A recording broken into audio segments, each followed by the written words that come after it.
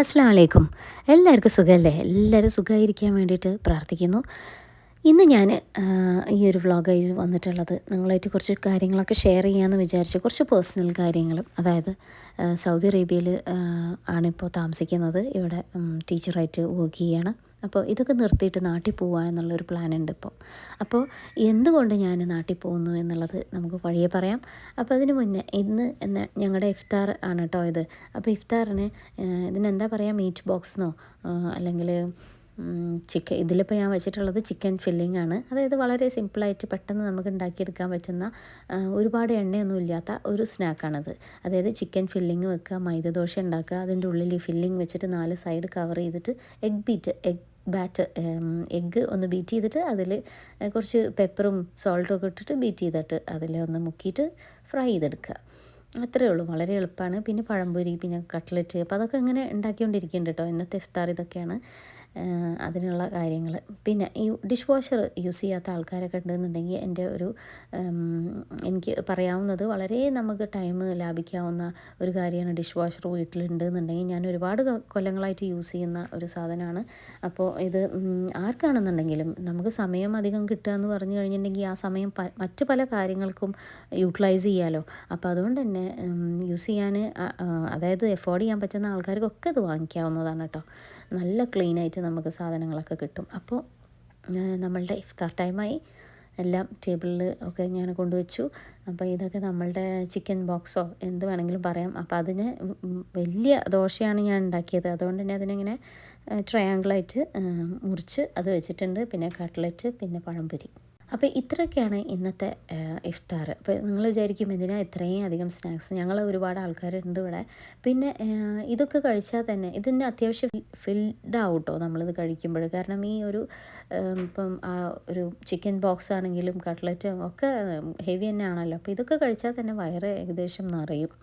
പിന്നെ ബാക്കിയൊക്കെ ഉണ്ടെന്നുണ്ടെങ്കിൽ കുട്ടികൾ അങ്ങോട്ടും ഇങ്ങോട്ടും ഒക്കെ നടന്ന് കഴിക്കും. ചിലപ്പോൾ ചില ആൾക്കാരൊന്നും പിന്നെ ഒരു ഫുഡ് കഴിക്കലില്ല. അത് കഴിഞ്ഞിട്ടാണ് പിന്നെ സുഹൂറിന് എണീറ്റിട്ടാണ് പത്തിരി കറി കഴിക്കുക. അങ്ങനെയൊക്കെയാണ്. എല്ലാ വീട്ടിലും ഇങ്ങനെയൊക്കെ തന്നെ ആയിരിക്കും അല്ലേ. അങ്ങനെ ഞങ്ങൾ നാട്ടിലേക്ക് പോവുക എന്നുള്ളതിന് തീരുമാനമെടുത്തതിൻ്റെ കാരണങ്ങളെന്ന് പറയുമ്പോൾ, എൻ്റെ മോന് 12th അപ്പോൾ അവൻ്റെ 12th കഴിഞ്ഞ് അപ്പം ഇനി ഹയർ സ്റ്റഡീസിൻ്റെ കാര്യങ്ങളെല്ലാം നോക്കാൻ വേണ്ടിയിട്ട് കുറച്ച് നാട്ടിൽ പോയി നിൽക്കേണ്ട കുറച്ച് കാര്യങ്ങളുണ്ട്. അതൊന്ന്. പിന്നെ ഉള്ളത് വീടിൻ്റെ പണി. വീട് പണി എന്ന് പറയുന്നത് എല്ലാവരുടെ ഒരു ഡ്രീമാണല്ലോ. നമ്മളുടെ സ്വന്തമായിട്ടുള്ള ഒരു വീട് എന്ന് പറയുന്നത്. അതിന് ഒരുപാട് അഭിപ്രായ വ്യത്യാസങ്ങളുണ്ടെങ്കിലും അതായത് അതൊരു ലയബിലിറ്റിയാണ്, അതൊരു അസറ്റല്ല, ഡെഡ് മണിയാണ് എന്നൊക്കെ നമുക്ക് വേണമെങ്കിൽ പറയാം. എന്നിരുന്നാലും നമ്മൾ ഈ ദുനിയാവിൽ ജീവിക്കുമ്പോൾ ആ താമസിക്കുന്ന ഇടം അത് മനോഹരമാക്കി വെക്കുക എന്നുള്ളതാണ്. അത് വാടക വീടായിക്കോട്ടെ, അല്ലാത്ത വീടായിക്കോട്ടെ, എങ്ങനെയാണെങ്കിലും നമ്മൾ താമസിക്കുന്ന സ്ഥലം ബ്യൂട്ടിഫുൾ ആക്കുക, നമ്മൾ ആഗ്രഹം പോലെ ആക്കുക എന്നുള്ളതാണല്ലോ. അപ്പോൾ അതിന് വേണ്ടിയുള്ള പിന്നെ ഒരു തയ്യാറെടുപ്പിൽ തന്നെയാണ് ഞങ്ങളും. അതായത് ഒരു വീട് പണി നടന്നുകൊണ്ടിരിക്കുന്നുണ്ട്. ഒരു 70% അതിൻ്റെ വീട് പണികളും കാര്യങ്ങളൊക്കെ കഴിഞ്ഞിട്ടുണ്ട്.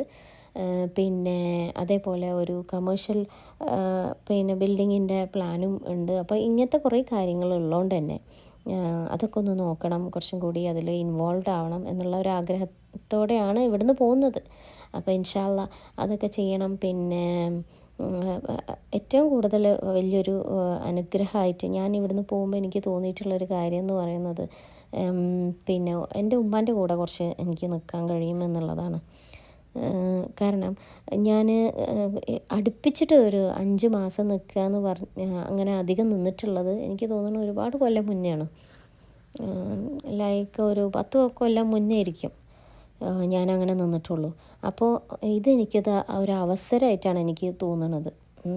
അപ്പോൾ അത് ഒരു വലിയൊരു മനസ്സിന് ഭയങ്കര സന്തോഷം തരുന്നൊരു കാര്യമാണ് ഉമ്മാൻ്റെ കൂടെ നിൽക്കാൻ പറ്റുക. അല്ലെങ്കിൽ ഈ വെക്കേഷന് പോവുക, നമ്മൾ 1 മന്ത് അല്ലെങ്കിൽ മാക്സിമം 2 മന്ത്സ് നിൽക്കുക, തിരിച്ചു വരിക, അങ്ങനെയായിരുന്നല്ലോ. അപ്പോൾ അതിൽ നിന്ന് ഒരു മാറ്റം. പിന്നെ ലൈഫിൽ നമ്മൾ ഇടയ്ക്കൊക്കെ ഒരു ചേഞ്ച് നമുക്ക് ജീവിതത്തിൽ എപ്പോഴും നല്ലതാണ്. ഒരേ റൂട്ടീനും ഒരേ കാര്യങ്ങൾ എന്നും കാണുന്ന കുറേ ഫേസസ്, അതിൽ നിന്നൊക്കെ ഒന്ന് മാറി ഒരു ചേഞ്ചും ഒരു ഒരു ടേൺ ഓവർ അല്ലെങ്കിൽ ഒരു മാറ്റം എപ്പോഴും നമുക്ക് നല്ലതാണ് ശരിക്കും. അത് നല്ലതിനാവട്ടെ എന്ന് പ്രാർത്ഥിച്ചുകൊണ്ട് ഞാനും അതേപോലത്തെ ഒരു ചേഞ്ച് തന്നെയാണ് ഇപ്പോൾ എടുത്തുകൊണ്ടിരിക്കുന്നത്. പിന്നെ നമ്മളുടെ ഒരു കംഫർട്ട് സോൺ സോണിൽ നിന്ന് പോകുന്ന സമയത്ത് നമുക്ക് കുറച്ച് ബുദ്ധിമുട്ടുകൾ ഉണ്ടാവും. അതായത് ഇങ്ങനെ നല്ല രീതിയിൽ ഇങ്ങനെ പോണ സമയത്ത് ഇനി എങ്ങനെയായിരിക്കും, എന്തായിരിക്കും, മാറി താമസിക്കുമ്പോൾ ഉള്ള ബുദ്ധിമുട്ടുകൾ, പുതിയ ഇപ്പോൾ ശരിക്കും പറഞ്ഞാൽ നാട്ടിലത്തെ ആൾക്കാർ നമുക്ക് പുതിയ ഫേസസ് പോലെ തന്നെ ആയിരിക്കും. എല്ലാവരും അറിയെങ്കിൽ പോലും ഈ 1 മാസം 2 മാസം കാണുന്ന ആ ഒരു കണക്ഷനേ ഉള്ളൂ. അപ്പോൾ അതിൻ്റെ കുറച്ച് കാര്യങ്ങളൊക്കെ ഉണ്ടാവും അല്ലേ. അവരൊക്കെ ആയിട്ട് ഇനി എങ്ങനെ മിങ്കിൾ ചെയ്യണം, ഇവിടുത്തെ ലൈഫ് സ്റ്റൈലല്ല നാട്ടിലുള്ള നമ്മളുടെ ജീവിത രീതി എന്ന് പറയുന്നത്. അപ്പോൾ അതെങ്ങനെ കോപ്പപ്പ് ചെയ്യും, കുട്ടികൾ നാട്ടിൽ അഡ്ജസ്റ്റഡ് ആവുമോ, ഇങ്ങനത്തെ കുറേ ചോദ്യങ്ങളൊക്കെ ഇങ്ങനെ മനസ്സിൽ കിടക്കുന്നുണ്ട്. പക്ഷേ എന്നിരുന്നാലും എല്ലാതും നമുക്ക് നല്ലതായിട്ട് നല്ല രീതിയിൽ നമ്മളുടെ ജീവിതത്തിലേക്ക് എല്ലാത്തിനെയും നമ്മൾ വെൽക്കം ചെയ്യുക എന്നുള്ളതാണ്. ഓരോ സാഹചര്യങ്ങളും ചില സമയത്ത് നമ്മളായിട്ട് അത് പ്ലാൻ ചെയ്ത് വരുന്ന കാര്യങ്ങളൊന്നുമല്ല. എല്ലാവരുടെ ലൈഫിലും അങ്ങനെ തന്നെയാണല്ലേ. അൺഎക്സ്പെക്റ്റഡ് ആയിട്ടുള്ള കാര്യങ്ങളാണ് ഇങ്ങനെ വന്നുകൊണ്ടിരിക്കുക. അതിനെ നമ്മൾ സന്തോഷപൂർവ്വം നല്ല രീതിയിൽ നമുക്ക് എങ്ങനെ അത് ജീവിതത്തിനെ കൊണ്ടുപോകാൻ പറ്റും എന്നുള്ളതാണ് നമ്മൾ നോക്കേണ്ടത്. അപ്പോൾ അത് തന്നെയാണ് ഞാനിവിടെ ചെയ്യാൻ ശ്രമിക്കുന്നത്. അപ്പോൾ നിങ്ങളായിട്ടും അതൊക്കെ ഷെയർ ചെയ്യുന്നതായിരിക്കും, വീട് പണിയുടെ കാര്യങ്ങളും എല്ലാം ഇൻഷാ അള്ളാ. അപ്പോൾ ഇത് ഇപ്പോൾ ഞാനിവിടെ ഐക്യയിൽ പോയിട്ട് കുറേ സാധനങ്ങൾ മേടിച്ചു. അങ്ങനെ ഓരോ സ്ഥലത്തും ഹോം സെൻറ്റർ, ഹോം ബോക്സ്, പിന്നെ ബഷവാത്ത് എന്ന് പറയും. അപ്പോൾ അതൊക്കെ ഇങ്ങനെ എന്താ പറയുക, 10 റിയാൽ ഷോപ്പ് എന്നൊക്കെ പറയുന്ന ഷോപ്പുകളാണ്. അപ്പോൾ അവിടെയൊക്കെ നമുക്ക് ക്വാളിറ്റി പ്രൊഡക്ട്സ് കിട്ടുന്ന സ്ഥലങ്ങളുണ്ട്, അല്ലാത്തതുണ്ട്. അപ്പോൾ അതൊക്കെ നോക്കിയിട്ട്, അപ്പോൾ ഇവിടെ വലിയ കുഴപ്പമില്ലാത്ത കുറച്ച് നല്ല സാധനങ്ങൾ കിട്ടുന്ന ഒരു ഷോപ്പാണ്. പിന്നെ ഈ വീടൊക്കെ ഇങ്ങനെ ഡെക്കറേറ്റ് ചെയ്ത് വെക്കാനൊക്കെ ഇഷ്ടമുള്ള ആൾക്കാർക്ക് ഇങ്ങനത്തെ ഷോപ്പുകളൊക്കെ ഭയങ്കര ഇഷ്ടമായിരിക്കും. എൻ്റെ ഒരു വൺ ഓഫ് ദ ഫേവറേറ്റ് ഷോപ്പാണ് ജിദ്ദയിലത്തെ ഈ ഒരു ഷോപ്പ്.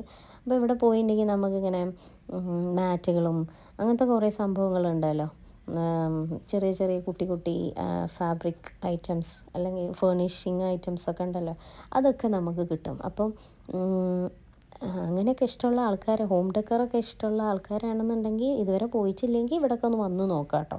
നല്ലൊരു ഷോപ്പാണത്. പിന്നെ കുട്ടികൾക്കുള്ള ആർട്ട് സപ്ലൈസ് അങ്ങനത്തെ ഒക്കെ സംഭവങ്ങളുണ്ട്.